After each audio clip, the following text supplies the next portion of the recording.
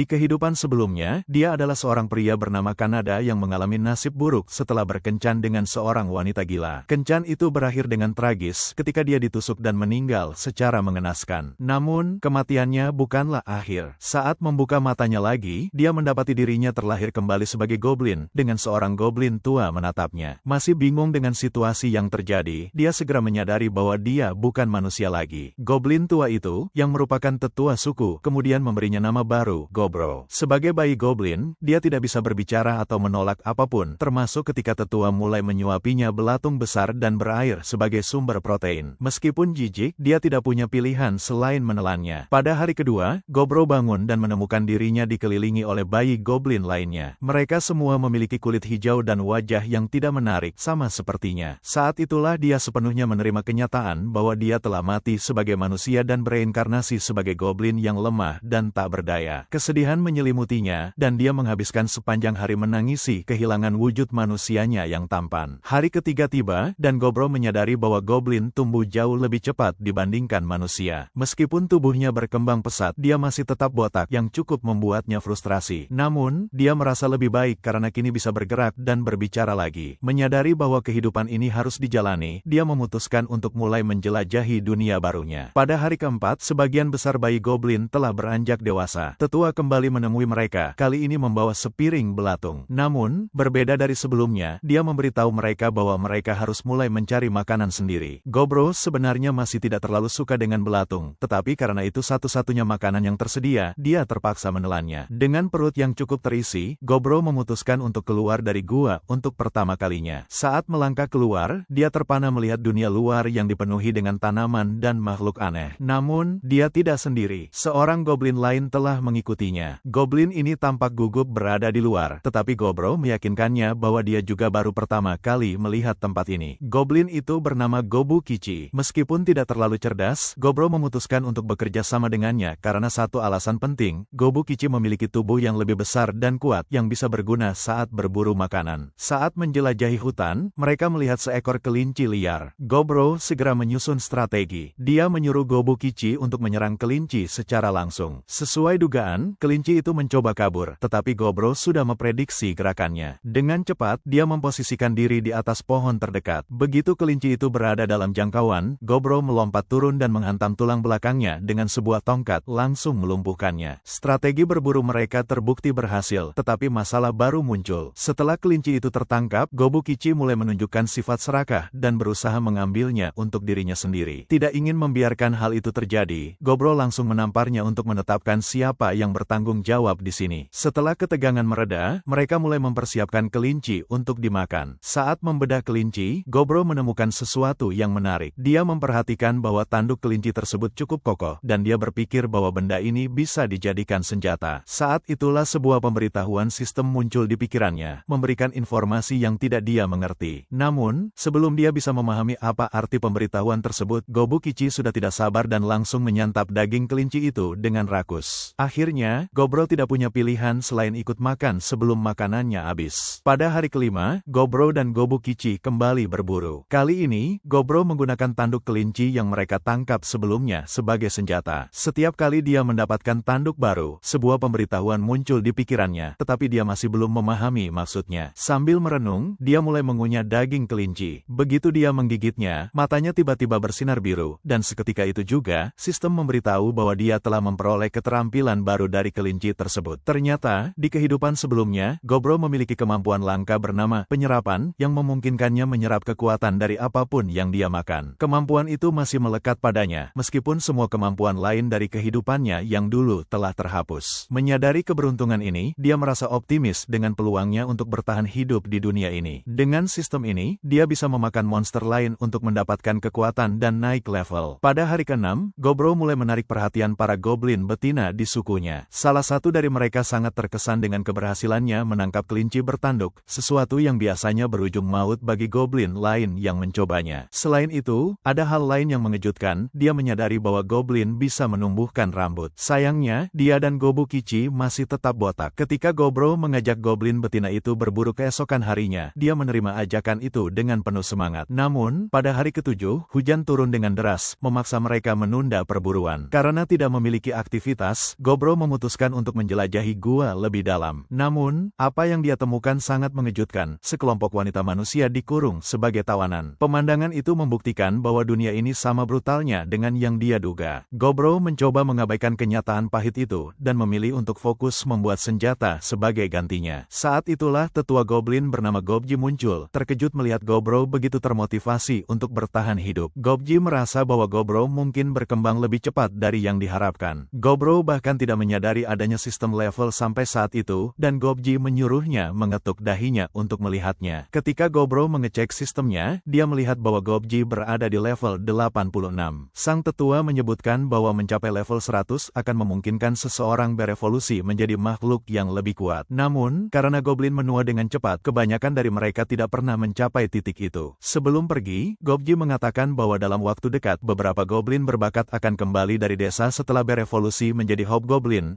memberi Gobro gambaran tentang apa yang bisa dia capai di masa depan. Pada hari berikutnya, langit cerah kembali, dan Gobro pergi berburu bersama Gobu Kichi dan Gobmi yang baru bergabung dengan mereka. Tim mereka bekerja dengan sangat baik, Gobmi memberikan support, Gobro bertindak sebagai penyerang jarak menengah, dan Gobu Kichi menyerbu ke depan. Dengan formasi ini, mereka berhasil mengumpulkan banyak daging. Saat mereka makan hasil buruan mereka, air mata mengalir dari mata goblin betina itu karena daging yang mereka peroleh sangat lezat. Gobro sendiri juga menggigit sepotong daging dan, tak lama setelah itu, dia kembali memperoleh berbagai keterampilan baru dari daging ular yang mereka buru. Dengan setiap perburuan, dia semakin kuat dan semakin siap menghadapi tantangan dunia ini. Tetapi pada hari ke-11, mereka membuat kesalahan besar dengan tanpa sengaja masuk ke sebuah gua yang tidak dikenal. Di dalamnya, mereka dihadang oleh segerombolan kelelawar vampir raksasa. Kelelawar-kelelawar itu menyerang dengan cepat, membuat mereka kewalahan. Gobro dan Gobu Kichi tetap bertahan, berusaha melawan. Tetapi keadaan semakin sulit hingga akhirnya Gobro tanpa sengaja mengaktifkan salah satu keterampilan barunya. Dalam sekejap, kelelawar-kelelawar itu membeku di tempat, membuat mereka mudah untuk dibunuh. Setelah pertempuran berakhir, mereka pun memakan mayat kelelawar tersebut. Dari dagingnya, Gobro memperoleh beberapa keterampilan baru, termasuk ekolokasi dan peningkatan kemampuan vampir. Mereka terus berpesta sementara beberapa goblin lain yang kelaparan hanya bisa menonton, tidak bisa berburu sendiri. Malam itu, beberapa goblin yang merasa iri mencoba menyerang Gobro saat dia lengah. Namun, Gobro yang sudah mengasah indranya bisa merasakan kehadiran mereka. Dengan sigap, dia melakukan serangan balik. Sayangnya, karena tidak bisa mengontrol keterampilan racunnya dengan baik, salah satu goblin tewas. Gobro tidak peduli, tetapi tetap ingin memberi mereka pelajaran karena telah berani menyerangnya. Saat itulah Gobmi muncul dan memberikan hukuman kepada goblin-goblin yang bertindak bodoh itu. Keesokan harinya, Gobro dan timnya kembali berburu. Kali ini, mereka menghadapi seekor ogre yang sedang lengah. Mereka memanfaatkan kesempatan itu dengan melancarkan serangan mendadak. Gobmi melempar batu ke mata ogre, membutakannya sejenak. Gobu Kichi lalu menyerang dengan beliung, tetapi jari-jarinya hampir dihancurkan oleh perlawanan ogre. Dengan kerjasama yang solid, mereka berhasil menjatuhkan monster itu, dan Gobro menusuk kepalanya berkali-kali hingga tewas. Setelah membunuh ogre, mereka membawa dagingnya kembali ke gua. Gobro menarik perhatian goblin-goblin lain yang kelaparan dan menawarkan makanan kepada mereka. Awalnya ragu, tetapi akhirnya satu persatu mereka mulai melahap daging tersebut. Saat melihat mereka makan dengan lahap, Gobro sadar bahwa di kehidupan sebelumnya, dia tidak akan pernah peduli pada orang lain seperti ini. Mungkin, bereinkarnasi tidak hanya mengubah tubuhnya, tetapi juga hatinya. Malam itu, saat semua goblin tertidur, Gobro mencoba untuk tidur juga. Namun, sistem di kepalanya terus-menerus memberikan pemberitahuan. Rupanya, dia telah melampaui batas level yang diperlukan untuk berevolusi. Namun, terlalu lelah untuk memikirkannya, dia pun mengabaikannya. Keesokan paginya, sesuatu yang aneh terjadi. Gobro terbangun dan menyadari bahwa tubuhnya telah berubah. Dia tampak berbeda, lebih mirip dengan dirinya sebelum bereinkarnasi. Dan yang paling mengejutkan, dia tidak botak lagi. Hal yang sama terjadi pada Gobu Kichi dan Gobmi. Meskipun Gobmi tidak mengalami perubahan berarti, dia tetap merasa senang melihat penampilan baru teman-temannya. Gobji terkejut melihat Gobro dan Gobu Kichi berhasil naik level dalam waktu hanya 2 minggu sejak mereka lahir. Gobu Kichi, yang penasaran, menantang Gobro untuk bertarung guna menguji kekuatan baru mereka. Gobro menerima tantangan itu, dan mereka pun bertarung di tengah hutan. Gobu Kichi jauh lebih kuat dari sebelumnya, tetapi dia masih belum memiliki keterampilan bertarung yang cukup untuk mengalahkan Gobro. Dengan kelincahan dan strategi, Gobro menghindari pukulan Gobmi, menyapu kakinya, dan menjatuhkannya. Gobu Kichi mengakui kekalahan dan memuji kekuatan Gobro, sementara Gobro juga mengakui bahwa dalam hal kekuatan fisik, Gobu Kichi adalah yang terkuat. Saat Saat itu, Gobro mendengar lolongan serigala di kejauhan dan menyadari bahaya yang mendekat. Mereka bersiap menghadapi ancaman baru. Gobro memanggil Gobmi yang memata-matai mereka di dekatnya dan menyuruhnya mengambil busur silang yang mereka buat sebelumnya, karena mereka akan segera membutuhkannya. Tak lama kemudian, mereka melihat sekelompok serigala yang sedang mengejar kawanan kelinci menuruni bukit. Setelah berhasil menangkap dan menghabisi kelinci-kelinci tersebut, para serigala langsung mengalihkan perhatian mereka pada seekor orc yang tampak tak berdaya dan hanya berusaha menjalani harinya. Orc itu mencoba melarikan diri, tetapi para serigala tidak membiarkannya begitu saja. Mereka mengejarnya dengan ganas dan mencabik-cabiknya tanpa ampun. Gobro dan Gobukichi menyaksikan kejadian tersebut dari kejauhan, melihatnya sebagai kesempatan sempurna untuk menguji kekuatan baru mereka setelah naik level. Gobro memberi isyarat kepada Gobmi untuk mulai menembakkan panah otomatis ke arah para serigala. Begitu serigala alfa terkena serangan, Gobro dan Gobukichi langsung menyerbu masuk dan mulai bertarung dengan sisa kawanan serigala. Tanpa pemimpin mereka, serigala-serigala itu kehilangan koordinasi, sehingga Gobro dan Gobukichi dapat dengan cepat menghabisi mereka satu persatu. Hanya serigala alfa yang masih berdiri, tetapi kondisinya sudah sangat lemah akibat luka-lukanya. Dalam satu serangan terakhir, Gobro berjalan mendekat dan menggigit serigala tersebut dengan keras. Seketika, dia mendapatkan beberapa keterampilan tambahan, termasuk keterampilan kepemimpinan. Gobro membawa bangkai serigala alfa kembali ke gua mereka, memberitahu goblin lainnya bahwa mereka bisa berpesta dengan daging tersebut. Namun, mulai sekarang, dia berharap mereka bisa berburu sendiri daripada hanya bergantung pada hasil buruannya. Goblin-goblin lain terlalu takut untuk berburu sendiri, sehingga mereka berlutut dan memohon kepada Gobro untuk mengajari mereka cara berburu. Gobro setuju, tetapi dengan syarat mereka harus berusaha belajar dengan sungguh-sungguh. Dia juga berjanji akan mengajari mereka cara membuat senjata. Keputusan ini membuat semua goblin semakin menghormatinya, dan secara alami, Gobro menjadi pemimpin di antara mereka. Mungkin itu karena keterampilan kepemimpinan yang baru saja ia dapatkan, atau mungkin karena ketangguhannya yang semakin terlihat. Namun, bagi Gobro, itu tidak terlalu penting. Yang jelas,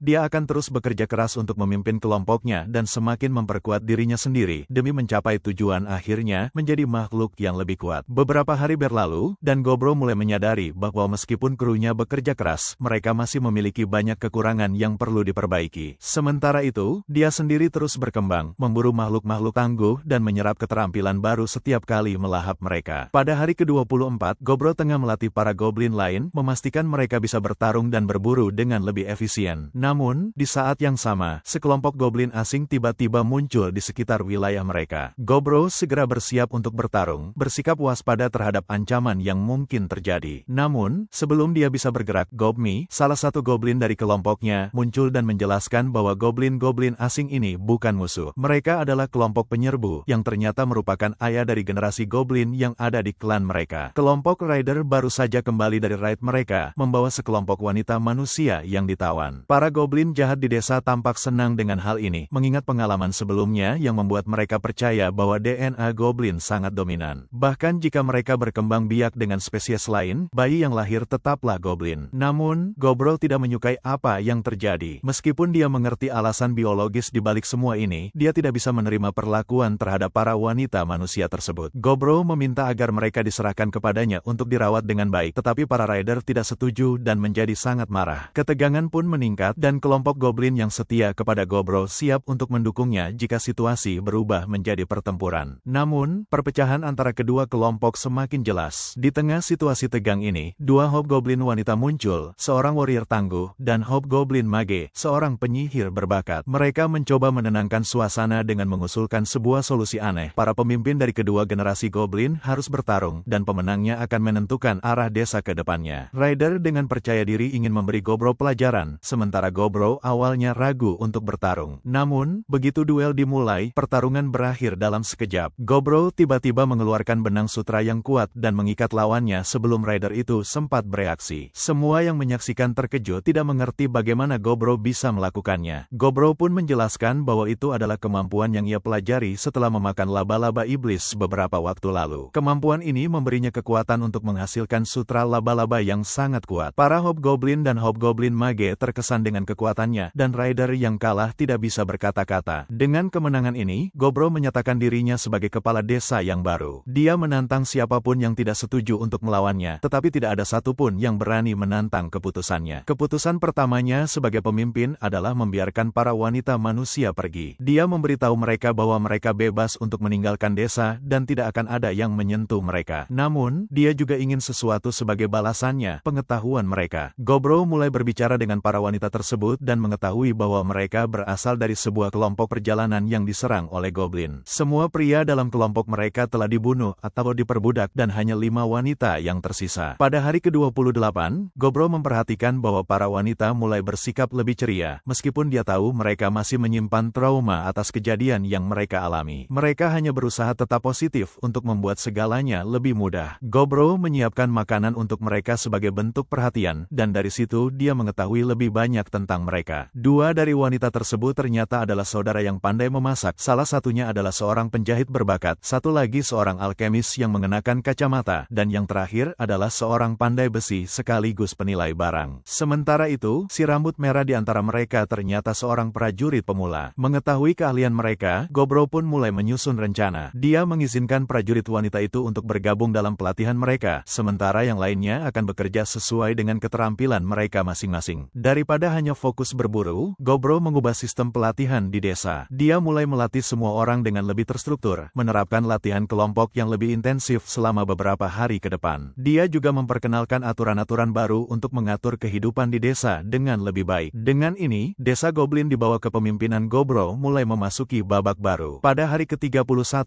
hujan turun dengan deras. Karena tidak bisa berburu atau berlatih di luar, Gobro dan Gobu Kichi memutuskan untuk menghabiskan waktu dengan bertarung dalam pertandingan sparring yang sengit. Mereka bertarung habis-habisan di hadapan seluruh desa yang menonton dengan kagum. Malam harinya, Gobro merasakan ada sesuatu yang tidak beres. Nalurinya memberitahunya bahwa beberapa goblin berencana melanggar aturan yang telah ia tetapkan terkait para wanita manusia. Dengan cepat, dia bergerak dan menemukan beberapa goblin yang hampir melakukan hal yang terlarang. Tanpa ragu, Gobro langsung menebas salah satu dari mereka tanpa kesulitan, sementara yang lain ia tangkap hidup-hidup. Dengan suara dingin, dia mengingatkan mereka tentang aturan desa dan memperingatkan bahwa pelanggaran tidak akan ditoleransi. Salah satu goblin berani membantah, tetapi Gobro segera menghukumnya dengan keras. Setelah insiden tersebut, Gobro meminta maaf kepada wanita yang hampir menjadi korban. Si rambut merah, prajurit pemula dari kelompok wanita manusia, tidak dapat menahan emosinya dan menangis dalam pelukannya. Tak lama kemudian, goblin lain mulai berdatangan untuk melihat apa yang terjadi. Gobro pun memerintahkan Gobu Kichi untuk membawa goblin yang tertangkap keluar. Dia ingin seluruh desa menyaksikan apa yang akan terjadi. Begitu mereka berada di luar, Gobro menggunakan para pelanggar ini sebagai contoh. Dia menghajar mereka habis-habisan di depan semua goblin lainnya, memastikan bahwa pesan ini sampai dengan jelas kepada semua penghuni desa. Aturan yang telah ia tetapkan bukan sekadar omong kosong. Pelanggaran akan mendapatkan hukuman yang setimpal. Setelah memastikan bahwa semua orang telah mengerti, Gobro membiarkan mereka pergi. Namun, dia berhenti tepat sebelum membunuh mereka. Sayangnya, salah satu goblin yang menerima hukuman terburuk, Hokin, akhirnya tidak bertahan dan meninggal keesokan paginya. Pada hari ke-32, setelah insiden yang mengguncang desa, pasukan Gobro segera bangkit, siap menghadapi tantangan berikutnya. Dengan kerja tim yang luar biasa, Gobro dan krunya berhasil mengalahkan seekor trihon, kuda bertanduk yang sangat tangguh. Pertarungan itu sulit, tetapi kemenangan mereka membawa hasil yang besar. Gobro naik level dan mendapatkan berbagai kemampuan baru. Salah satunya adalah Triple Strike yang memungkinkannya melancarkan 3 pukulan hanya dengan 1 serangan. Malam itu, si rambut merah datang ke tempat tidur Gobro. Kejadian mengerikan dari malam sebelumnya tampaknya sangat mempengaruhinya. Gobro menghiburnya dan membiarkannya menginap. Namun, saat pagi tiba, dia terkejut melihat Gobmi juga ikut bergabung dalam pelukannya. Hari itu, mereka menyaksikan fenomena luar biasa. Goblin wanita di desa mulai berevolusi menjadi hobgoblin setelah mencapai level tertentu. Semuanya berjalan cukup lancar di desa. Gobmi mengurus unit pemanah jarak jauh, sementara Gobu Kichi memimpin pasukan bersenjata yang bertugas menjaga pergerakan pasukan. Goul bertanggung jawab atas dukungan dari belakang dan tugas-tugas lainnya. Hobbs menjadi kapten pasukan penyihir, meskipun untuk saat ini, dia adalah satu-satunya penyihir di desa. Hari itu, Gobro menyerahkan pelatihan kepada para kaptennya, sementara dia sendiri memutuskan untuk masuk jauh ke dalam hutan untuk berburu. Saat menguji beberapa sihir kematiannya, dia terkejut melihat betapa kuatnya sihir itu. Dengan mudah, dia melenyapkan seekor trihon yang kuat dalam 1 serangan. Namun, Gobro kemudian menyadari bahwa dia mulai menjadi terlalu sombong dengan kekuatan barunya. Tanpa sadar, dia tersesat ke dalam hutan utara, tempat yang telah diperingatkan oleh tetua Gobi agar tidak dimasuki dengan alasan apapun. Saat menyadari keberadaannya di sana, Gobro mulai merasa ada yang aneh. Di sekelilingnya, tanah dipenuhi darah. Lalu, dia mengingat peringatan hutan tetua Gobji. Di dalam hutan ini, ada monster mengerikan yang disebut beruang merah. Saat itu juga, Gobro melihat makhluk buas tersebut. Dengan kekuatan yang luar biasa, beruang itu merobek seekor Trihon seolah itu bukan apa-apa. Trihon yang sebelumnya begitu sulit dikalahkan kini hancur seperti mentega di bawah cakar monster itu. Beruang merah akhirnya menyadari kehadiran Gobro. Kebanyakan orang mungkin akan lari dari pertarungan semacam ini, tetapi tidak dengan Gobro. Dia malah merasa tertantang. Penasaran dengan kekuatan monster itu, dia memutuskan untuk melawannya, bahkan dengan niat memakan beruang itu untuk mendapatkan kemampuannya. Gobro mengeluarkan semua kemampuannya dan memulai serangan dengan sihir kematian. Sementara itu, di desa, Gobmi mulai panik karena Gobro menghilang selama berjam-jam tanpa jejak. Yang lain pun mulai khawatir. Sementara itu, pertarungan sengit antara Gobro dan beruang merah terus berlangsung. Gobro terkejut melihat beruang itu dengan sengaja mengorbankan lengan kanannya untuk memblokir serangan kehancuran miliknya. Monster itu kemudian mengamuk. Gobro segera menyadari bahwa baju besi Trihonnya tidak akan cukup untuk melindunginya. Dia mencoba menyerang kepala beruang, tetapi yang mengejutkan, senjatanya tidak dapat menembus tengkorak monster itu. Keduanya bertarung sengit, saling menyerang hingga mereka terpental menjauh. Gobro mencoba bertahan, tetapi tiba-tiba, beruang itu menyemburkan napas api yang luar biasa panas. Seluruh hutan terbakar. Gobro terpaksa menggunakan kekuatan penyembuhan untuk bertahan. Dia tidak pernah melihat bahkan mendengar tentang beruang yang bisa bernapas api di kehidupannya yang dulu. Ini adalah ancaman yang jauh lebih besar dari yang ia bayangkan. Menyadari bahwa beruang itu terlalu kuat, Gobro harus mengambil risiko besar. Dia memutuskan untuk memanfaatkan napas api sang beruang. Dengan strategi cerdas, dia menusukkan senjatanya langsung ke dalam mulut monster itu, sehingga menghalangi kemampuannya untuk menyemburkan api lagi. Namun, meskipun sudah terkena serangan fatal, beruang merah tetap bertahan dan justru meluncurkan serangan balik yang menghantam Gobro dengan brutal. Gobro berhasil bertahan dengan meminimalkan kerusakan yang ia terima, tetapi akhirnya ia menyadari pertarungan ini berakhir seri, setidaknya untuk saat ini. Namun, dia berada dalam posisi yang sangat tidak menguntungkan. Jika dia tidak segera menyelesaikan pertarungan, kematiannya sudah di depan mata. Alih-alih takut, Gobro malah semakin bersemangat. Dia berkata bahwa kehilangan satu lengan hanya akan membuat pertarungan semakin seru. Dengan tekad kuat, dia terus bertarung, mencoba melancarkan pukulan demi pukulan. Namun, usahanya masih belum cukup. Akhirnya, Gobro membuat keputusan besar. Dia bersumpah akan melahap beruang itu dan menghabisinya dengan satu serangan terakhir. Namun, dalam prosesnya, dia sendiri kehilangan satu lengan. Pada hari ke-34, Gobro akhirnya memenangkan pertarungan epik ini, meskipun hampir tidak selamat. Setelah mengalahkan beruang merah, dia segera melahap tubuh monster itu dan mendapatkan berbagai kemampuan luar biasa, termasuk peningkatan kekuatan yang sangat besar. Namun, setelah pertarungan sengit tersebut, tubuhnya tidak bisa lagi menahan kelelahan dan luka-luka yang dideritanya. Gobro pingsan di tempat. Saat kesadarannya mulai menghilang, layar sistem muncul di hadapannya. Dia telah memenuhi semua persyaratan evolusi, dan sekarang memiliki kesempatan untuk berevolusi menjadi spesies ogre langka. Tanpa membaca detailnya, Gobro hanya memilih, ya, sebelum akhirnya semuanya menjadi gelap. Pada hari ke-35, Gobro terus mengunyah daging beruang merah dan mendapatkan lebih banyak kemampuan luar biasa. Saat dia meraih pisaunya, dia terkejut melihat bahwa senjata itu kini tampak jauh lebih kecil dari sebelumnya. Namun, bukan pisaunya yang mengecil, dirinya lah yang membesar. Pikiran Gobro langsung terpesona ketika dia menyadari bahwa dia telah berevolusi menjadi ogre. Setelah menyadari perubahan drastis pada tubuhnya, Gobro segera kembali ke desa. Namun, sesampainya di sana, semua orang langsung panik. Mereka tidak mengenali Gobro dan mengira bahwa seorang ogre asing sedang menyerang desa. Para goblin bersiap-siap untuk melarikan diri, sementara yang lain menunggu kesempatan untuk bertarung. Mereka bertanya-tanya mengapa ogre itu tersenyum pada mereka, berharap Gobro akan segera datang dan menyelamatkan mereka. Untungnya, Gobmi segera mengenali Gobro. Namun, alih-alih terkejut dengan evolusinya, Gobmi malah marah besar karena Gobro telah pergi begitu lama. Saking emosinya, dia bahkan menendang Gobro, meskipun akhirnya melukai dirinya sendiri dalam prosesnya. Gobmi juga sangat kesal karena Gobro kehilangan satu lengan. Namun, sementara dia mengomel, para goblin lainnya justru tercengang dengan pencapaiannya. Gobji melihat situasi ini dan mengungkapkan betapa luar biasanya Gobro. Dia menyebutkan bahwa Gobro telah mengalahkan penguasa hutan utara hanya dalam waktu 1 bulan sejak kelahirannya, sebuah pencapaian yang benar-benar gila. Semua orang memiliki banyak pertanyaan untuknya, tetapi bagi Gobro, yang terpenting adalah dia masih hidup dan berhasil kembali ke rumah barunya di dunia ini. Namun, tidak semua orang langsung bisa menerima transformasi Gobro dengan mudah. Dia kini menjadi jauh lebih besar dan berotot seperti binatang buas. Gobro kemudian pergi untuk memeriksa para wanita manusia yang ia selamatkan sebelumnya. Namun, anehnya, Gobmi dan si rambut merah mengikuti di belakangnya. Begitu melihat melihat Gobro, para wanita manusia itu langsung panik seperti yang bisa diduga. Namun, Gobro dengan cepat menenangkan mereka, meyakinkan bahwa itu hanyalah dirinya yang berevolusi. Sementara itu, Gobmi tampak kesal entah karena apa, lalu mencubit kakinya dengan sekuat tenaga. Si pandai besi yang sebelumnya membuat senjata untuk Gobro juga tampak tidak senang karena baju besi dan senjatanya hancur dalam pertarungan melawan beruang merah. Namun, dia kemudian mengungkapkan bahwa pisau yang ia buat mengandung batu roh khusus. Gobro langsung memberinya pujian atas kualitas senjatanya. Namun, sebelum dia bisa menikmati momen itu, gadis-gadis lain juga mulai mencubitnya lebih keras, terutama si rambut merah dan Gobmi yang tampaknya semakin kesal padanya. Sementara itu, si kembar yang bekerja di dapur membutuhkan bantuan. Jadi Gobro memutuskan untuk menugaskan beberapa goblin untuk membantu mereka. Saat melihat betapa cepatnya mereka terbiasa dengan kehidupan di desa, Gobro langsung bercanda bahwa mereka akan menjadi istri yang hebat di masa depan. Dia bahkan dengan santai bertanya apakah mereka ingin menjadi istrinya. Namun, para gadis malah memanggilnya nakal, membuat Gobro hanya bisa tertawa melihat respons mereka. Anehnya, si rambut merah dan Gobmi tampak lebih kesal dari sebelumnya. Gobro mulai merasa ada sesuatu yang aneh, tetapi dia memilih untuk mengabaikannya. Di sisi lain, si alkemis akhirnya menunjukkan racun yang telah dia buat. Awalnya, racun itu dibuat untuk melindungi dirinya dari Gobro dan para goblin. Namun, setelah mengenal Gobro lebih baik, dia kini mempercayainya sepenuhnya dan merasa bahwa racun itu tidak lagi dibutuhkan. Gobro mengangkatnya dengan satu tangan dan tersenyum melihat ekspresi puasnya. Namun, di saat yang sama, dia bisa merasakan aura membunuh dari para gadis lainnya. Hari itu, Gobro menghabiskan seluruh waktunya untuk menghibur gadis-gadis itu. Namun, pada akhirnya, semangatnya benar-benar terkuras habis. Pada hari ke-36,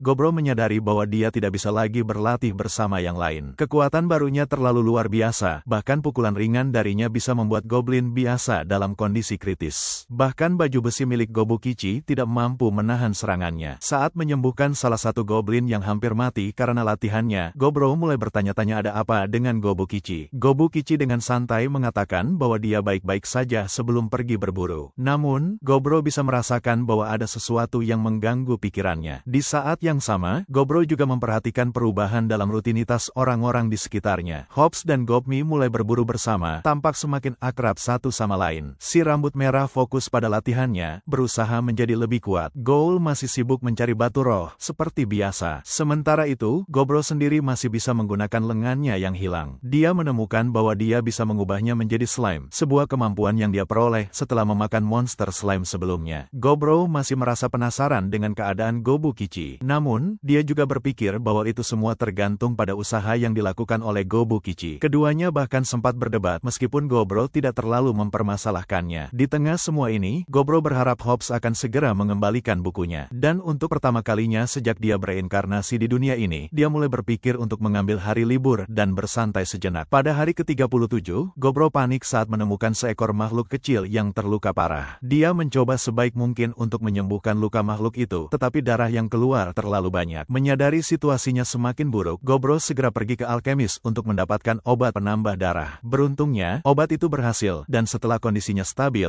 mereka akhirnya mengetahui bahwa makhluk itu adalah karbungkel, bernama Latana. Latana memperkenalkan dirinya dan mengungkapkan bahwa dia diserang oleh manusia. Yang lebih mengejutkan, permata di kepalanya adalah bahan kelas atas yang dihargai hingga 1 miliar emas. Latana memohon bantuan mereka, meminta Gobro dan kawan-kawan untuk mengusir manusia yang menyerangnya. Gobro sudah tahu tentang sejarah karbungkel. Mereka diciptakan oleh seorang penyihir legendaris bernama Velvet yang menjadikan mereka penjaga harta karun rahasia miliknya. Latana menjelaskan bahwa intinya rusak selama serangan itu menyebabkan umurnya semakin singkat. Namun, di dalam ruang harta karun rahasia itu, terdapat banyak item kelas legendaris yang Velvet kumpulkan sepanjang hidupnya. Latana menambahkan bahwa tuannya sangat membenci manusia. Dia lebih memilih goblin untuk mengambil harta itu daripada membiarkan para petualang manusia memilikinya. Gobro setuju untuk membantu, tetapi dia menegaskan bahwa tugasnya hanya mengusir para petualang, bukan membantai mereka. Namun, jika mereka tidak mau pergi dengan baik-baik, dia tidak akan ragu untuk menggunakan kekuatan. Mereka pun berangkat, melewati perjalanan panjang menuju ruang harta karun. Setelah sampai di lokasi, Gobro memutuskan untuk mencoba berbicara dengan para petualang itu lebih dulu. Dia menyuruh kru untuk bersembunyi dan mendekati manusia yang sedang mencari harta karun. Namun, bukannya mendengarkan, para petualang itu langsung menyerangnya. Mereka mengira Gobro hanyalah monster lain yang harus dikalahkan. Gobro dengan mudah menghindari semua serangan mereka dan berkata, "Kalian ini perampok dan pembunuh. Kalian menyerang rumah seseorang tanpa rasa penyesalan. Jika masih punya hati nurani, pergi sekarang juga. Namun, alih-alih mendengarkan, mereka malah terkejut karena seorang raksasa bisa berbicara bahasa manusia dengan begitu fasih. Gobro tersenyum dan berkata, "Beruntung bagi kalian, aku juga berhati baik." Tetapi, mereka tetap bersikeras menyerang. Gobro menganalisis situasi. 3 petualang di garis belakang menggunakan item sihir mewah, tetapi mereka terlalu bergantung pada level dan peralatan mereka. Kemampuan bertarung mereka sebenarnya sangat lemah. Saat itu, seorang penyihir manusia mulai tertawa, mengira serangannya telah berhasil membunuh Gobro. Namun, saat debu menghilang, mereka semua membeku dalam ketakutan. Gobro masih berdiri tanpa luka sedikitpun, dan kini dia marah. Melihat mantra sihir level 3 mereka tidak berpengaruh apapun, para petualang itu mulai gemetar ketakutan. Beberapa bahkan mengompol di tempat. Gobro berkata dengan nada dingin, "Waktu untuk bersikap baik sudah berakhir." Dia memberi sinyal kepada krunya, dan mereka semua langsung menyerang habis-habisan. Pertempuran berlangsung cepat. Setelah debu mereda, para petualang telah dimusnahkan sepenuhnya. Mereka melahap mayat-mayat manusia itu untuk makan malam, dan Gobro menyerap kemampuan mereka, termasuk Assassin, High Wizard, Enchanter. Namun, kejutan tidak berhenti di situ. Ternyata, beberapa dari petualang itu memiliki level tinggi dan menyimpan barang rampasan yang sangat berharga. Gobro menemukan cincin langka, tas ajaib berisi banyak item, sebuah kotak item curang yang bisa menyimpan barang dalam jumlah tak terbatas. Setelah itu, mereka menuju ruang harta karun, di mana Latana berterima kasih kepada mereka. Dia menjelaskan bahwa tuannya, Velvet, adalah seorang ahli roh, sehingga harta itu berisi banyak batu roh. Latana berharap Gobro selalu sehat sebelum akhirnya menghilang secara misterius. Gobro mengunyah permata yang ditinggalkan Latana dengan perasaan campur aduk. Gobukichi bertanya apakah Goul baik-baik saja, dan Goul hanya menjawab singkat, "Aku baik-baik saja." Mereka pun meluangkan waktu sejenak untuk menghormati Latana. Kemudian, Gobro memutuskan mereka akan membawa semua harta karun itu dan membaginya. Dia masih tercengang dengan kotak itemnya, karena bahkan setelah semua barang dimasukkan, ruangnya masih tetap luas. Namun, Gobro merasa tidak pantas membiarkan tubuh Velvet tertinggal begitu saja. Sebagai bentuk penghormatan terakhir, Gobro mengkremasi jasadnya. Yang mengejutkan, sebuah sarung tangan aneh tetap utuh setelah kremasi. Gobro mencoba mengenakannya, dan sarung tangan itu langsung menyatu dengan tubuhnya, berubah menjadi lengan barunya. Semua kru tercengang melihat hal itu. Gobro menguji kekuatan lengannya dan merasa seperti memiliki lengan asli kembali. Dengan keberhasilan misi ini, Gobro memutuskan untuk mengadakan pesta perayaan. Pada hari ke-38, Gobro bersama sang pandai besi memeriksa semua hasil jarahan yang mereka dapatkan sejauh ini. Hasilnya benar-benar luar biasa. Hampir semua barang yang mereka peroleh memiliki kelangkaan yang luar biasa dan kekuatan yang sangat besar. Gobro sangat puas dengan hasilnya. Pada hari ke-39,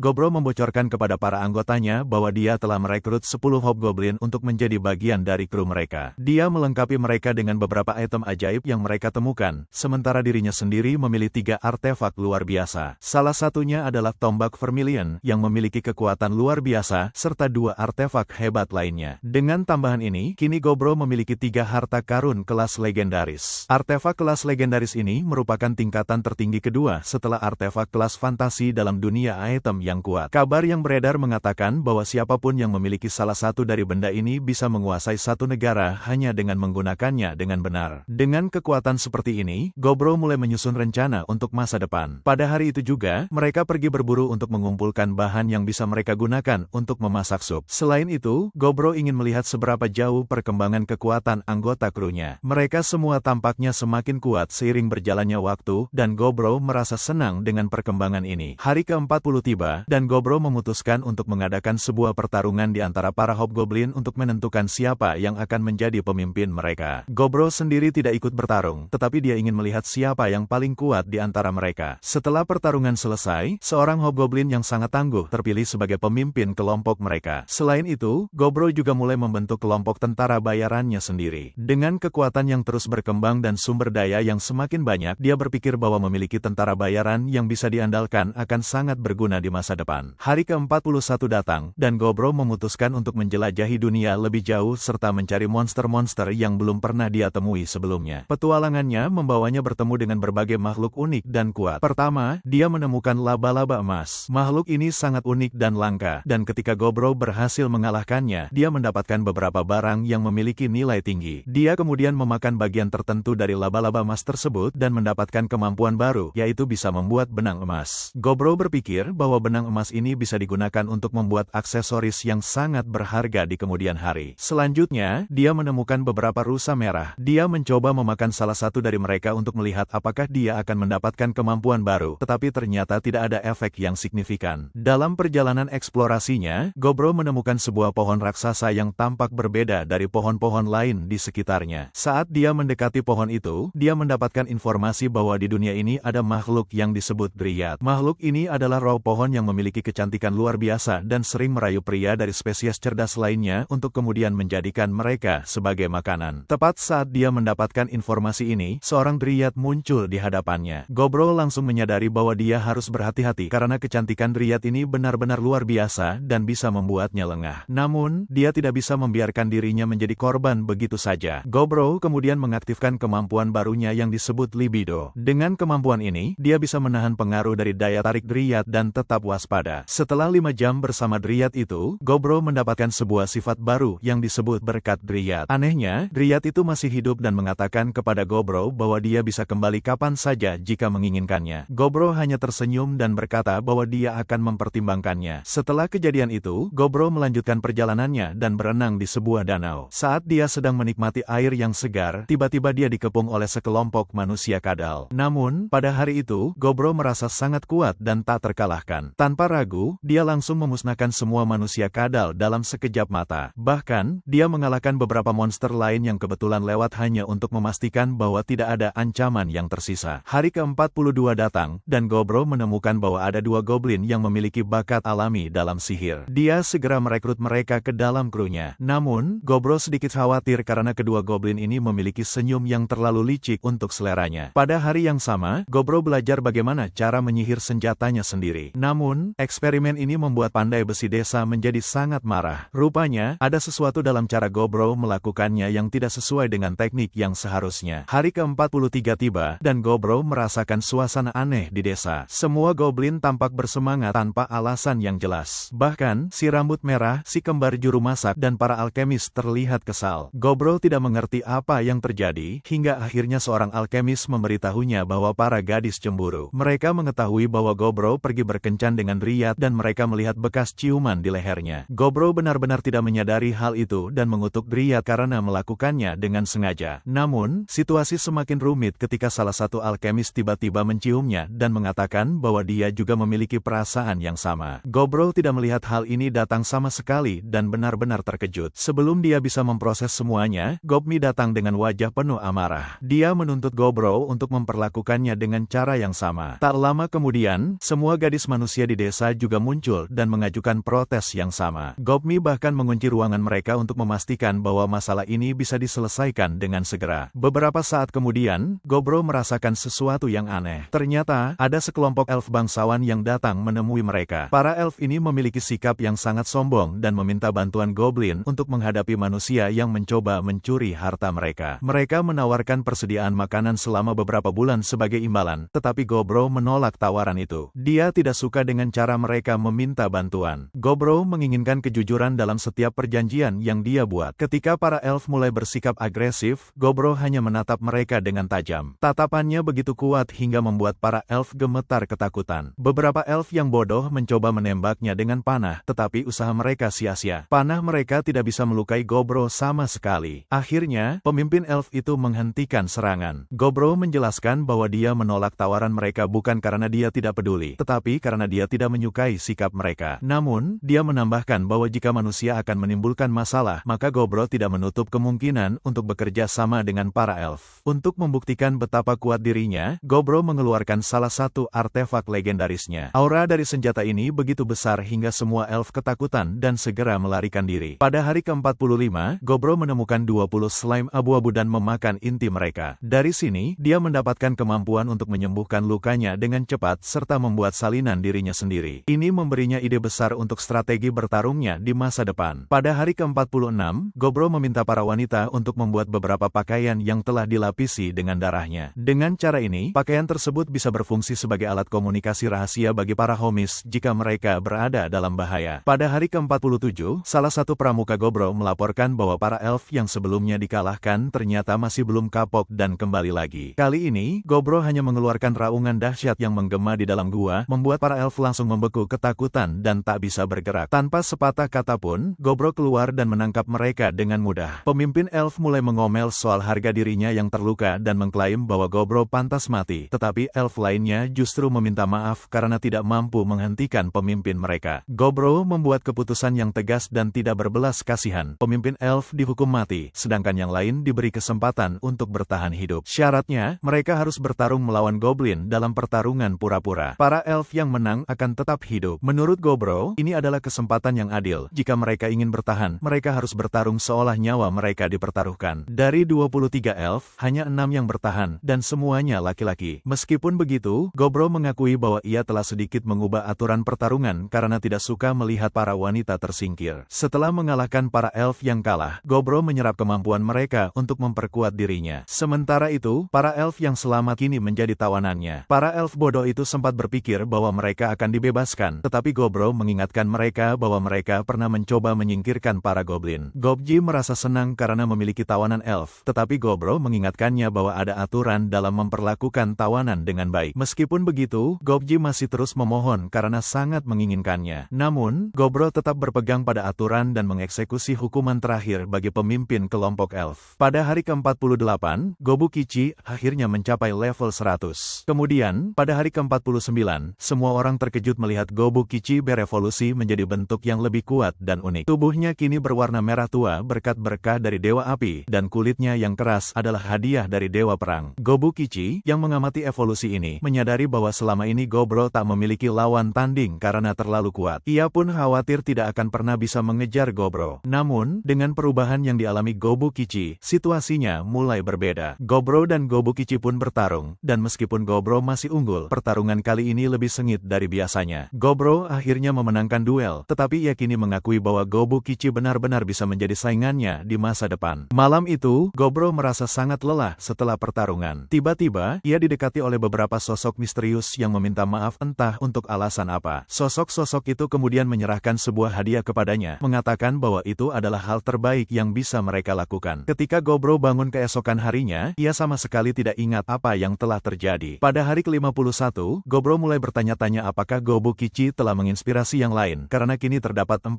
hobgoblin baru yang bergabung dengan krunya. Salah satu dari mereka bahkan memiliki bakat sebagai penyihir, sementara yang lain memiliki kemampuan sebagai pendeta. Pendeta itu bernama Gabji, dan ia bersumpah untuk menyembuhkan sebanyak mungkin orang. Evolusi yang berikutnya memperoleh tanda sebagai Lord Fem, yang cukup langka. Biasanya, seorang spell lord memiliki tanda yang serupa dengan yang ada di tubuhnya, tetapi Gobro menyadari bahwa tanda itu sangat mirip dengan miliknya sendiri. Untuk menguji kekuatannya, Lord Fem melancarkan serangan api yang dahsyat dan menyatakan bahwa ia masih memiliki 20 serangan serupa di dalam dirinya. Hal ini sangat mengesankan, tetapi yang lebih mengejutkan lagi adalah bahwa ia baru mencapai tahap setengah mantra Lord. Jika ia terus berkembang, kemungkinan besar ia akan berevolusi menjadi spell Lord sejati. Untuk menyesuaikan diri dengan evolusinya, Gobro membekalinya dengan perlengkapan baru. Ia juga meyakinkan temannya, yang tampak cemburu, bahwa ia akan segera menyusul. Saat Gobro melihat semakin banyak goblin mengalami evolusi, ia mulai menyadari bahwa lingkungan awal tempat para goblin berkembang sangat mempengaruhi pertumbuhan mereka. Meskipun luar biasa melihat banyak yang menjadi lebih kuat, Gobro juga sadar bahwa tidak semua penghuni desa seberuntung itu. Pada hari ke-52, generasi goblin yang lebih tua mulai merasa bahwa mereka tidak bisa lagi mengikuti perkembangan para goblin muda. Meskipun telah berusaha sekuat tenaga, mereka tetap tertinggal jauh. Akhirnya, mereka memutuskan untuk meninggalkan desa. Yang mengejutkan mereka, Gobro tidak marah atau mencoba membunuh mereka karena dianggap berkhianat. Gobro menjelaskan bahwa mereka tidak mencuri apapun, jadi keputusan untuk pergi atau tetap tinggal sepenuhnya ada di tangan mereka. Yang lebih mengejutkan lagi, Gobro bahkan memberikan hadiah perpisahan, sebuah pisau ajaib dengan ujung yang sangat tajam, terbuat dari logam berkualitas tinggi. Pada hari ke-53, Gobro menemukan seorang manusia yang telah kehilangan hidupnya akibat serangan orc. Para lelaki yang bersamanya sudah kehilangan harapan, tetapi setelah Gobro menyerap tubuh manusia itu, ia memperoleh sebuah kemampuan baru yang sangat menarik. Untuk menghormati manusia itu, Gobro bertekad untuk menggunakan kemampuan tersebut dengan bijak. Kemampuan itu disebut Monster Tamer. Malam itu, suasana di desa semakin meriah karena alkemis mereka berhasil menciptakan minuman keras. Gobro sangat senang dengan kejutan ini. Pada hari ke-54, Gobro mengumumkan bahwa para goblin generasi lama telah meninggalkan desa. Ia juga memberikan kesempatan kepada siapa siapapun yang ingin bergabung dengan mereka untuk pergi. Namun, tidak ada yang memilih untuk meninggalkan desa, sehingga mereka semua mengangkat gelas untuk merayakan kebersamaan mereka. Pada hari ke-55, Gobro yang cerdas mulai mengerjakan proyek baru, menciptakan anting-anting yang diresapi dengan darahnya. Dengan cara ini, anting-anting tersebut bisa berfungsi sebagai alat komunikasi ganda. Pada hari ke-56, Gobro menemukan bahwa anting-anting itu ternyata bekerja seperti jimat pelindung. Setelah memastikan efektivitasnya, ia pun membuat cukup banyak untuk dibagikan kepada semua anggota desa. Pada hari ke-57, Gobmi menjatuhkan seekor trihon, dan Gobro memanfaatkan kesempatan ini untuk menguji kemampuan monster Tamer yang baru ia peroleh. Hasilnya sangat memuaskan, kemampuan tersebut bekerja dengan sempurna, dan trihon resmi menjadi familiar pertama mereka. Pada hari ke-58, sebuah kejutan lain terjadi. Gobro berhasil menjinakkan seekor alpa dari kawanan serigala hitam. Serigala ini tidak hanya menjadi peliharaan pribadinya, tetapi juga bertindak sebagai penjaga bagi para wanita manusia di desa. Pada hari ke-59,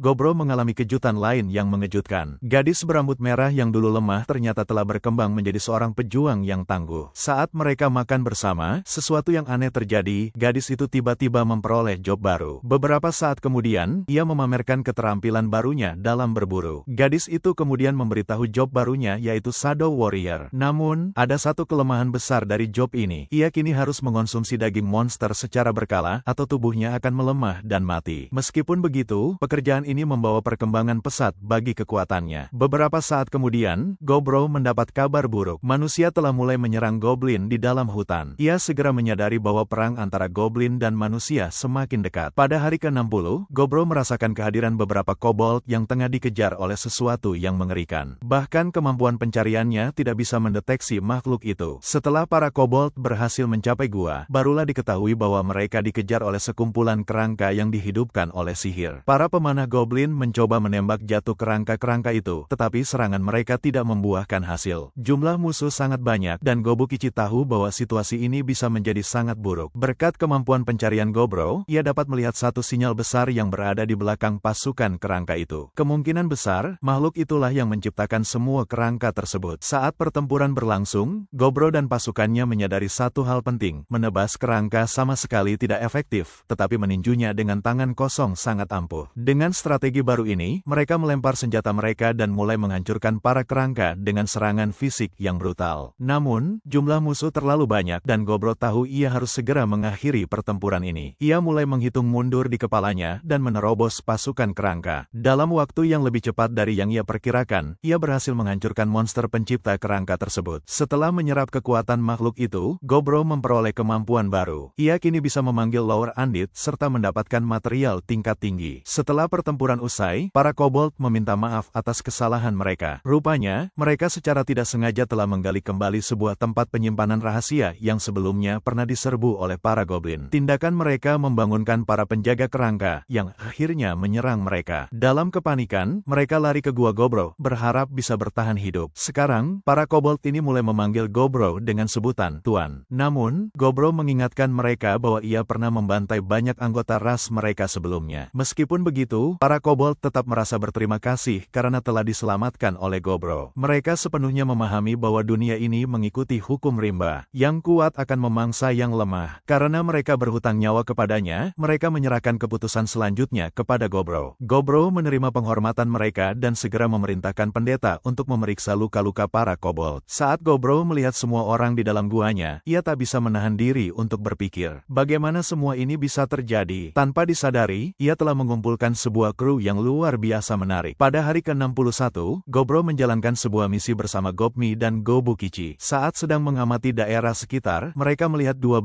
tentara manusia yang bersenjata lengkap. Mereka pun mulai membuntuti kelompok itu dengan hati-hati. Menggunakan kekuatan supernya, Gobro mendengarkan percakapan mereka dari kejauhan. Dari percakapan tersebut, Gobro mengetahui bahwa para tentara manusia berencana menculik putri kepala suku elf. Situasi semakin buruk ketika salah satu elf mengkhianati bangsanya sendiri dengan memberitahu para tentara bahwa sang putri akan segera kembali dari festival. Begitu mendapat informasi itu, para tentara manusia langsung melancarkan serangan. Mereka dengan mudah menyingkirkan beberapa pengawal sang putri dan berhasil menculiknya. Gobro tidak bisa membiarkan hal ini begitu saja. Dengan cepat, ia menyerbu ke tempat kejadian, berhasil menyelamatkan gadis elf tersebut, serta menangkap salah satu tentara manusia untuk diinterogasi. Pada hari ke-62, Gobro mendapatkan informasi informasi penting. Tentara manusia akan mulai bergerak dalam waktu 20 hari. Menyadari besarnya ancaman ini, ia mengambil langkah ekstrim dengan melahap seluruh 12 tentara manusia yang tertangkap. Dari mereka, Gobro memperoleh banyak kekuatan baru yang berguna bagi dirinya. Sementara itu, gadis elf akhirnya terbangun dari pingsannya. Namun, begitu melihat Gobro, ia langsung merasa ketakutan. Saat memperhatikannya lebih seksama, Gobro menyadari sesuatu yang tidak biasa. Gadis itu memiliki sayap, sesuatu yang sangat jarang ditemukan di antara kaum elf. Gobro berusaha menenangkannya, tetapi gadis elf tersebut panik dan kehilangan kendali. Ia berpikir bahwa Gobro akan melakukan sesuatu yang buruk padanya. Setelah diberi secangkir teh untuk menenangkan diri, gadis itu mulai sedikit lebih tenang. Namun, suasana kembali tegang ketika Gobro memberitahu bahwa ia tidak sempat menyelamatkan para pengawal gadis tersebut. Mendengar itu, gadis elf menjadi marah dan langsung menyalahkan Gobro. Ia menuduhnya hanya berdiam diri sementara pengawalnya dibantai tanpa perlawanan. Namun, Gobro dengan tegas menjelaskan bahwa perang antara manusia dan elf bukanlah urusannya. Ia tidak ingin terlibat lebih jauh dalam konflik tersebut. Lalu, ia menjatuhkan kabar mengejutkan. Ada seorang pengkhianat di antara kaum elf yang telah membocorkan informasi tentang keberadaan putri mereka. Menurut Gobro, gadis itu seharusnya lebih marah terhadap pengkhianat tersebut daripada menyalahkan dirinya. Mendengar kenyataan pahit itu, gadis elf hanya bisa menangis terseduh-seduh. Gobro pun menyarankannya untuk beristirahat sebelum mereka membawanya pulang ke desanya. Malam itu, Gobro juga harus mengingatkan goblin tua Gobji untuk tidak macam-macam di hadapan gadis elf itu, meskipun ia tidak menjelaskan alasannya secara mendetail. Pada hari ke-63, Gobro dan rombongannya mengawal putri elf kembali ke desanya. Sepanjang perjalanan, sang putri mengungkapkan bahwa hanya High Elf yang memiliki sayap, tetapi mereka biasanya menyembunyikannya karena tidak seharusnya diperlihatkan kepada orang lain. Namun, karena ia masih dalam tahap belajar mengendalikan kekuatannya, sayapnya kadang-kadang muncul tanpa sengaja. Saat tiba di desa elf, Gobro langsung merasakan ada 25 pemanah yang mengarahkan panah mistis ke arahnya. Namun, sebelum situasi semakin tegang, sang putri memberitahu mereka bahwa ogre ini telah menyelamatkan hidupnya. Sebagai bentuk terima kasih, kepala suku elf mengungkapkan rasa syukurnya kepada Gobro. Namun, Gobro dengan jujur mengatakan bahwa ia tidak menyelamatkan sang putri karena niat baik semata. Ia menginginkan hadiah sebagai bentuk penghargaan. Kepala suku pun setuju dan memberikan sesuatu yang disebut Failure Note, yaitu sebuah pusaka keluarga yang memiliki kekuatan magis. Putrinya terkejut dengan keputusan itu, tetapi kepala suku meyakinkannya bahwa pusaka tersebut adalah harga kecil yang harus dibayar untuk menyelamatkan nyawanya. Gobro puas dengan hadiah itu dan, sebagai balasannya, ia menawarkan informasi mengenai pergerakan pasukan manusia kepada para elf. Dengan perjanjian ini, hubungan antara elf dan goblin menjadi lebih akrab. Para elf bahkan membekali goblin dengan berbagai perlengkapan berbahan mithril. Kepala suku kemudian bertanya apakah Gobro mengetahui sesuatu tentang seorang pejuang elit elf yang hilang. Namun, Gobro berpura-pura tidak tahu apa-apa. Sebagai tambahan, kepala suku juga memberikan Gobro hadiah berupa minuman keras yang luar biasa lezat. Malam itu, Gobro sangat terkejut dengan betapa nikmatnya alkohol elf. Hari ke-64, Gobro dikejutkan oleh perubahan besar dalam kelompoknya. Gobmi telah berevolusi menjadi varian yang lebih kuat dan 8 hobgoblin baru bergabung dengan mereka. Selain itu, para goblin yang telah berevolusi mendapatkan berbagai kekuatan baru. Gobmi sendiri kini bisa mengendalikan es dalam jumlah besar, dan kekuatan gelapnya bisa membuat musuh saling bertarung satu sama lain. Selain itu, salah satu anggota mereka mengalami evolusi yang lebih lanjut naik ke tingkat Third Lord. Third Lord memiliki kemampuan untuk memanipulasi tanah serta tubuh yang sangat kuat. Ia juga bisa menggunakan sihir petir untuk menemukan permata dan bahan langka lainnya. Sementara itu, anggota lain berevolusi menjadi Bloody Lord yang memiliki kemampuan mengendalikan darah dan mengubahnya menjadi senjata. Menariknya, semua goblin yang berevolusi mendapatkan tato di tubuh mereka di berbagai lokasi. Mereka mengklaim bahwa tato itu memberikan kekuatan tambahan, sesuatu yang membuat Gobro penasaran. Karena banyaknya evolusi ini, Gobji memutuskan untuk memberi nama baru kepada mereka. Selain itu, mereka juga membuat daftar peringkat ras berdasarkan kekuatan. Ogre berada di peringkat kelima, tepat setelah beberapa ras kuat lainnya. Gobro sadar bahwa para elf akan meminta bantuan mereka dalam perang melawan manusia, sehingga ia memutuskan untuk memperkuat pasukannya dan membagikan anting-anting komunikasi kepada anggota baru. Sementara itu, gadis-gadis elf yang bergabung dengan mereka awalnya enggan memakai anting-anting tersebut karena bagi elf, mengutak-atik telinga adalah hal yang tabu. Namun, Gobro berhasil meyakinkan mereka dengan harismanya. Setelah itu, ia mengajak kru baru untuk berlatih. Untuk latihan, ia menggunakan kemampuan barunya, Lower Undead Summon, untuk memanggil kerangka sebagai lawan tanding. Gobro juga membekali para elf dengan baju besi agar mereka lebih siap bertempur. bertarung. Meskipun para elf kalah dalam sebagian besar latihan, Gobro tetap senang karena mereka mulai membangun rasa percaya diri. Hari ke-65, Gobro menemukan sesuatu yang menarik. Jika ia menggunakan lebih sedikit mana, ia bisa menciptakan berbagai jenis makhluk andit termasuk zombie. Namun, ia juga menyadari bahwa ia tidak bisa memakan mereka. Meskipun begitu, andit yang ia panggil sangat berguna untuk latihan. Namun, ada kelemahan besar. Mereka langsung hancur saat terkena sinar matahari, membuatnya tidak bisa menggunakannya di siang hari. Di sisi lain, kru Gobro kini memiliki lebih dari 100 anggota, dengan para kobold berada di peringkat terbawah dalam grafik kekuatan. Karena itu, mereka harus berlatih lebih keras dibanding yang lain. Setelah sesi latihan, Gobro mulai khawatir karena Gafu terlihat seperti makan terlalu banyak daging yang aneh. Namun, Gafu justru menganggapnya tidak masalah. Hari ke-66, Gobro menuju ke gua skeleton dan menutup pintu keluar tempat makhluk andit terus bermunculan. Ia lalu menyuruh para kobold untuk pergi berburu dan menangkap lebih banyak hewan yang bisa dijadikan familiar. Ternyata, para kobold berusaha lebih keras dari yang diperkirakan dan berhasil menangkap 20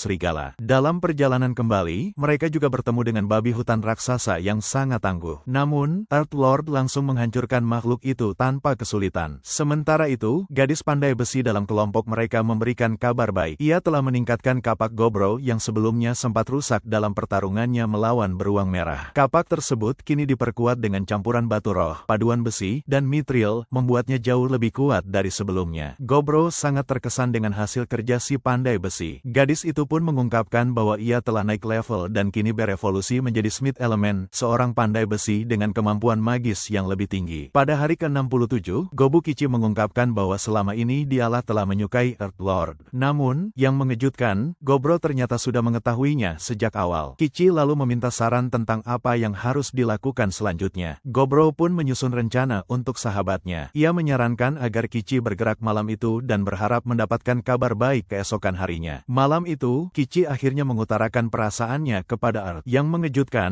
Earth tampak menerimanya dengan baik. Keesokan paginya, Kichi merasa seperti sedang berjalan di atas awan. Ia lebih bahagia dan bahkan merasa lebih kuat dari sebelumnya. Saat sesi pertarungan melawan Gobro, Kichi mampu mendaratkan lebih banyak pukulan dari biasanya, yang membuat Gobro bersemangat melihat perkembangan sahabatnya. Ternyata, Earth telah berbicara dengan Dampir sehari sebelumnya mengenai hal ini. Karena itu, Gobro dan Dampir telah menyiapkan tempat yang sempurna untuk mereka. Kichi kini memiliki energi yang luar biasa, sehingga dalam sesi latihan, Gobro harus menukar tubuhnya dengan kerangka hitam agar bisa mengimbanginya dalam pertarungan. Setelah sesi latihan, seperti biasa, Gobro dan krunya pergi berburu. Di tengah perjalanan, mereka menemukan sekelompok monster serangga yang belum pernah mereka lihat sebelumnya. Setelah pertempuran, Gobro memperoleh beberapa kemampuan baru yang luar biasa. Salah satu kemampuan paling unik yang ia dapatkan disebut exoskeleton. Ketika Gobro menggunakannya, ia benar-benar terkejut. Tubuhnya berubah seperti seorang pahlawan super. Exoskeleton ini memiliki ketahanan luar biasa, dapat memperbaiki dirinya sendiri, dan mampu menyerap benturan dengan sangat baik. Meskipun Gobro menganggap tampilannya agak terlalu mencolok, ada anggota tim yang justru menganggapnya keren. Gobro mencoba untuk kembali ke perlengkapan lamanya, tetapi secara mengejutkan, ia malah berakhir telanjang bulat. Ternyata, pakaian yang ia kenakan sebelumnya telah digunakan untuk membentuk exoskeleton tersebut. Hal ini cukup memalukan baginya, sehingga ia buru-buru mencari pakaiannya yang terbuat dari kulit beruang merah. Namun, setelah menyelidiki lebih lanjut, Gobro menemukan bahwa kemampuan exoskeleton ini lebih hebat dari yang ia kira. Ia dapat beralih di antara 5 bentuk yang berbeda. Salah satu bentuknya bahkan bisa menggunakan kekuatan beruang merah, sehingga ia masih bisa mempertahankan kekuatannya sebelumnya. Kini, Gobro bisa mendaftarkan 4 bentuk lainnya ke dalam exoskeletonnya. Setelah berpikir cukup lama, ia memutuskan bahwa ia membutuhkan bentuk untuk pertempuran udara dan laut. Sebagai langkah awal, ia memilih salah satu bentuk dari monster serangga yang mereka temui, yang memungkinkannya menumbuhkan sayap dan terbang. Namun, mengendalikan kemampuan ini cukup sulit, sehingga ia membutuhkan banyak latihan untuk membiasakan diri. Di saat yang sama, hujan mulai turun dengan deras, menambah tantangan dalam latihannya. Pada hari ke-69, si gadis berambut merah meminta bertanding dengan Gobro. Ia telah mengalami kemajuan pesat dalam pelatihannya, sehingga belakangan ini ia sering meminta lebih banyak sesi latihan. Gobro teringat bagaimana sebelumnya gadis itu tampak seperti anak anjing kecil, tetapi sekarang ia lebih mirip Doberman dewasa, tangguh dan kuat. Sementara itu, gadis pandai besi bertemu dengan para elf di bengkel dan berdiskusi mengenai desain senjata baru. Ia tengah mengembangkan busur silang otomatis, dan hasilnya begitu menjanjikan sehingga Gobro memintanya untuk segera memproduksinya secara massal. Untuk mendukungnya, Gobro memberikan lebih banyak bahan agar senjata itu bisa segera selesai. Di sisi lain, kakak beradik Koki mendapatkan gelar baru sebagai kepala Koki. Gobro pun memberi mereka tantangan untuk mencoba membuat kembali makanan dari kehidupannya yang lalu. Salah satunya adalah keripik kentang. Setelah itu, Gobro mengadakan pertemuan dengan sang alkemis untuk membahas pembuatan barang-barang ajaib. Sang alkemis menunjukkan paku tulang yang terbuat dari tulang kerangka hitam. Senjata ini mampu membekukan siapapun yang diserangnya. Saat pertemuan itu, beberapa gadis lain tiba-tiba memergoki Gobro yang sedang memeluk sang alkemis. Namun, ia tidak mengungkapkan apa yang sebenarnya terjadi di antara mereka. Pada hari ke-70, beberapa elf muncul sebagai perwakilan dari kepala suku elf. Saat mereka memasuki markas, para elf melewati kru lama Gobro. Namun, berkat efek anting-anting penyamaran, mereka tampak seperti Dark Elf, sehingga tidak menimbulkan kecurigaan. Salah satu anak elf membocorkan bahwa pasukan manusia sedang bergerak. Kaum elf tidak sanggup menghadapi mereka sendiri, sehingga mereka datang untuk meminta bantuan Gobro. Bagi mereka, harga bukan masalah, karena kepala suku hanya ingin para musuh disapu bersih. Gobro setuju untuk mengambil pekerjaan ini, tetapi dengan satu syarat. Ia meminta anak itu untuk memberikan kepala elf sebuah gelang komunikasi agar mereka bisa tetap berhubungan. Gobro tahu bahwa informasi adalah senjata yang ampuh, sehingga ia pun telah menyebarkan teman-teman mayat hidupnya ke seluruh hutan untuk melakukan pengintaian. Kemudian, Gobro mengumpulkan semua orang dan mengumumkan bahwa mulai hari ini, mereka bukan lagi sekadar sekelompok petarung. Mereka kini adalah sebuah perusahaan tentara bayaran. Mereka pun menamai diri mereka pasukan pejuang Parabellum. Gobro memerintahkan semua anggota untuk bersiap menghadapi pertempuran, karena pekerjaan pertama mereka akan segera dimulai. Semua orang tampak antusias dan mulai meneriakkan nama Parabellum dengan semangat membara. Pada hari ke-71, kru Parabellum memulai misi pertama mereka. Total anggota mereka berjumlah 36 orang, tetapi dengan tambahan familiar sihir jahat, jumlah mereka bertambah menjadi 73 orang. Mereka berangkat pagi-pagi sekali, bergerak berdasarkan intel dari antek-antek kecil Gobro. Saat mereka tiba di lokasi, mereka menemukan penghalang sihir yang mengelilingi pangkalan tentara manusia. Namun, Gobro dengan mudah menghancurkannya menggunakan kekuatan super dari lengan peraknya. Begitu penghalang itu runtuh, Earth langsung bergerak. Ia menggunakan kekuatan pengendalian tanah untuk memblokir semua rute pelarian manusia. Di saat yang sama, Dampir melepaskan serangan sihir yang terkoordinasi, sementara Gobro memanggil pasukan kerangka dan melemparkan beberapa tombak untuk menambah daya serang. Namun, meskipun mereka memiliki kekuatan tembakan yang luar biasa, manusia masih belum bisa dimusnahkan sepenuhnya. Rupanya, mereka dipimpin oleh seorang ksatria wanita tangguh yang mengatur pertahanan dengan sangat baik. Gobro pun memperkenalkan dirinya dengan raungan menggelegar yang membuat manusia menyadari bahwa ogre hitam jahat ini mampu mengendalikan mayat hidup. Ksatria wanita pun berseru bahwa mereka harus bekerja sama untuk menjatuhkan Gobro. Di saat yang sama, penyihir manusia mulai melancarkan serangan sihir. Gobro terkesan saat melihat bagaimana ksatria wanita itu meningkatkan kecepatannya. Ia menghargai keahlian strategi lawannya, tetapi tetap menegaskan bahwa tidak ada peluang bagi mereka untuk menang. Gobro lalu mengumumkan bahwa ia menyukai keberanian mereka. Karena itu, mereka semua akan menjadi tawanannya. Namun, ksatria wanita menolak keras dan menyatakan bahwa ia lebih memilih mati daripada menjadi tawanan. Gobro pun menantangnya. Jika ia kalah, maka ksatria wanita itu boleh melakukan apapun yang ia mau. Lalu, ia memberi perintah kepada krunya. Tangkap ksatria wanita, penyihir, pendeta wanita, dan ahli pedang wanita hidup-hidup. Hancurkan dan makan sisanya. Setelah itu, pertarungan berubah menjadi pembantaian sepihak. Dampir menggunakan mata jahat Wig Charm untuk membuat prajurit manusia saling bertarung satu sama lain. Gobu Kichi langsung menumbangkan lawan-lawannya dengan mudah. Bloody Lord menggunakan kemampuan kontrol darah untuk menciptakan senjata mematikan. Tarot menggunakan pengendalian tanahnya untuk menyapu abis musuh. Pada akhirnya, pasukan manusia berhasil dimusnahkan tanpa satupun korban di pihak Parabellum. Namun, dalam kekacauan itu, ksatria wanita berhasil mendekati Gobro. Serangannya tidak terlalu berdampak, tetapi kemampuannya untuk mencapai Gobro sangat mengesankan. Di saat yang sama, penyihir manusia menyiapkan serangan besar-besaran. Ia memohon agar ksatria wanita segera mundur, karena serangan ini sangat berbahaya. Dampir segera menyadari bahwa mantra itu adalah sihir tingkat 5, dan ia khawatir bahwa bahkan Gobro mungkin tidak akan bisa menahannya. Namun, ksatria wanita justru mengorbankan dirinya. Ia berusaha memastikan bahwa Gobro terkena dampak penuh serangan itu. Penyihir manusia meminta maaf, lalu melepaskan mantra penghancur. Namun, Gobro tidak akan membiarkan ksatria wanita mati sia-sia. Dengan keterampilan sihirnya yang luar biasa, ia menciptakan perisai pelindung yang sangat kuat. Penyihir manusia terkejut karena perisai ini memerlukan kombinasi beberapa sihir tingkat tinggi, termasuk sihir kematian tingkat 3. Perisai vakum dari lengan perak jaraknya. Kemampuan unik lainnya, Gobro mengeluarkan seluruh kekuatannya, tetapi ia berhasil menahan serangan tingkat 5 itu. Pada akhirnya, Parabellum meraih kemenangan total. Dengan semua pejuang hebat ini kini menjadi tawanan mereka, kemenangan ini menjadi momen besar bagi Gobro dan krunya. Malam itu, mereka mengadakan perayaan besar-besaran. Para elf ikut merayakan kemenangan ini dengan penuh kegembiraan. Namun, saat Gobro pergi untuk memeriksa tahanan baru mereka, ia menyadari bahwa mereka dalam kondisi yang cukup buruk. Pada hari ke-72,